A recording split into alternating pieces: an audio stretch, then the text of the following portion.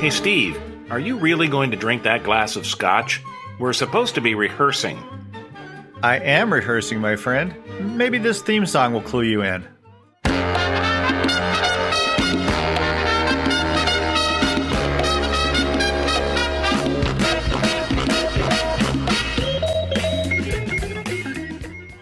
I'm Randy Hodgins.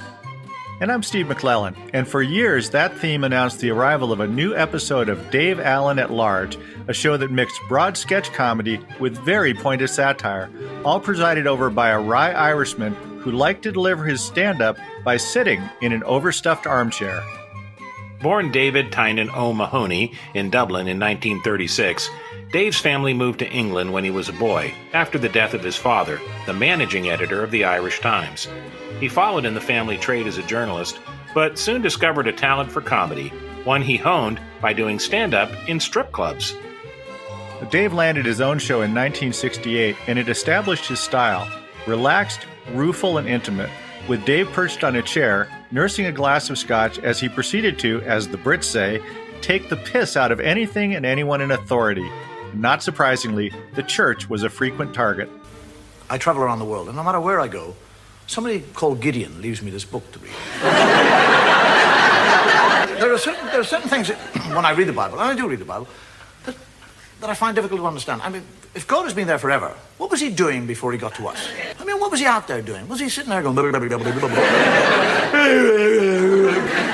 Dave often said his tumbler of scotch was more of a prop than anything, but he certainly had the Irish knack for storytelling about the effects of alcohol. When I put that worm in the water, pick him out, he's still alive. Now watch, if I put him in the whiskey, pick him out, he's dead.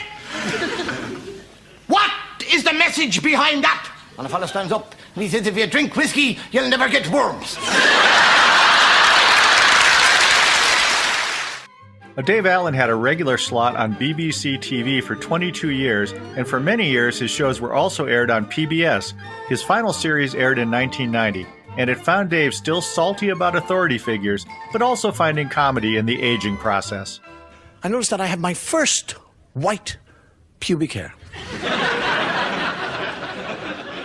Now, what did he see that the others didn't see? When Dave Allen died in 2005, the outpouring of tributes and affections was long and loud, even from some of those who had been the recipients of his verbal arrows. But as a lifelong agnostic, Dave had little use for sentiment, instead preferring to tell his audience each week, Ladies and gentlemen, thank you, good night, and may your God go with you. You can find out more about Dave Allen and all our comedy legends, including video clips and extended audio cuts, at laughtracksradio.com. Thanks for listening, and until next time, it's goodbye from me. And it's goodbye from him. Goodbye, everybody.